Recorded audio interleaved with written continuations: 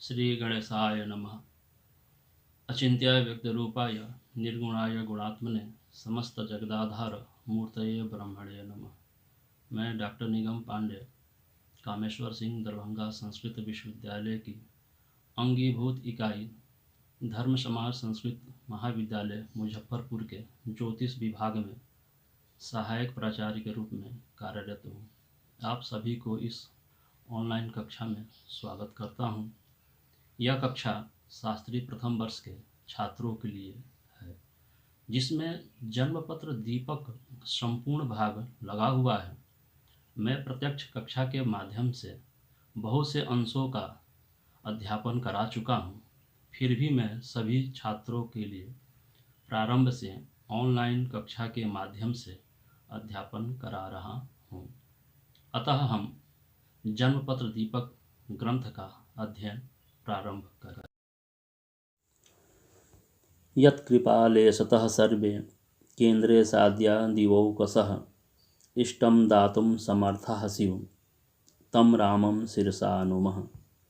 जिसकी कृपा से ब्रह्मादि देववृंद और केन्द्रेश इत्यादि अर्थात 1, 4, 7, 10 भावों के स्वामी और त्रिकोण स्थान अर्थात 5 और 9 भावों के स्वामी ग्रह अपना अपना अभिष्ट फल देने में समर्थ होते हैं, ऐसे श्री रामचंद्र जी को मैं सिर से प्रणाम करता हूँ।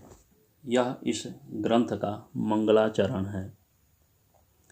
इस ग्रंथ में सर्वप्रथम इष्टकाल के विषय में बताया गया है।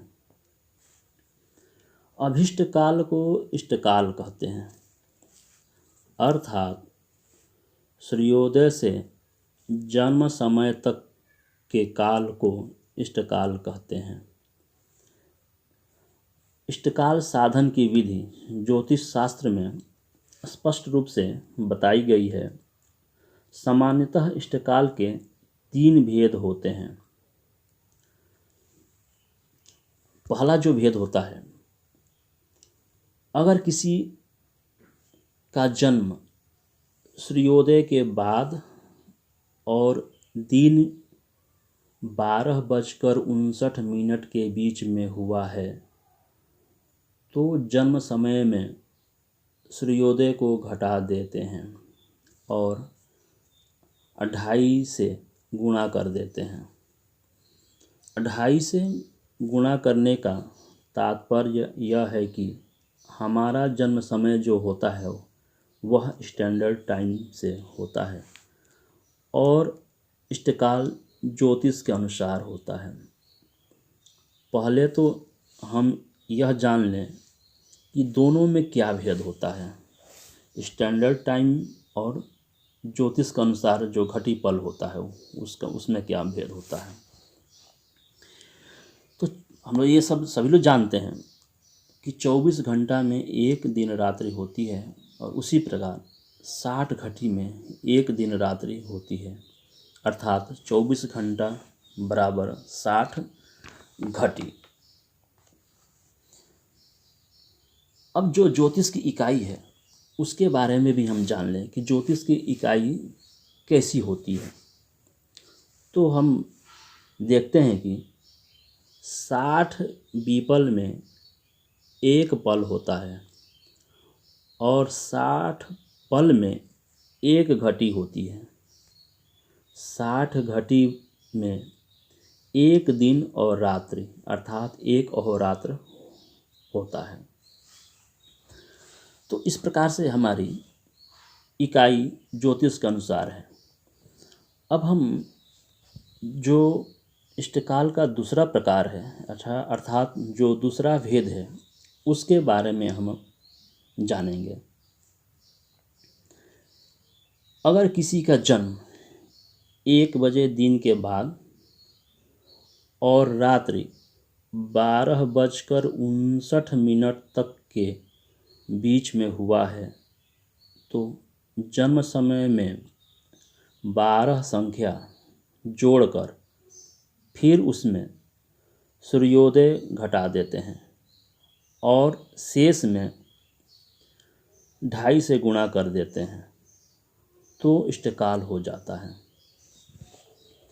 इसी प्रकार से तीसरा भेद यह है कि किसी का जन्म रात्रि 1 बजे के बाद और अग्रिम सूर्योदय के मध्य हुआ है तो पहले जन्म समय में 24 संख्या जोड़कर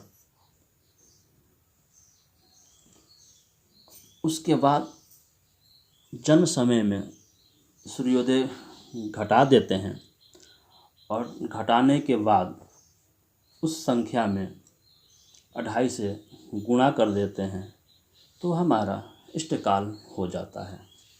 इस प्रकार से इष्टकाल साधन के लिए 3 भेद बताए गए हैं। पहला भेद जो मैंने बताया कि सूर्योदय से लेकर 12:59 दिन तक। दूसरा जो है वो 1 बजे दिन से रात्रि 12:59 तक।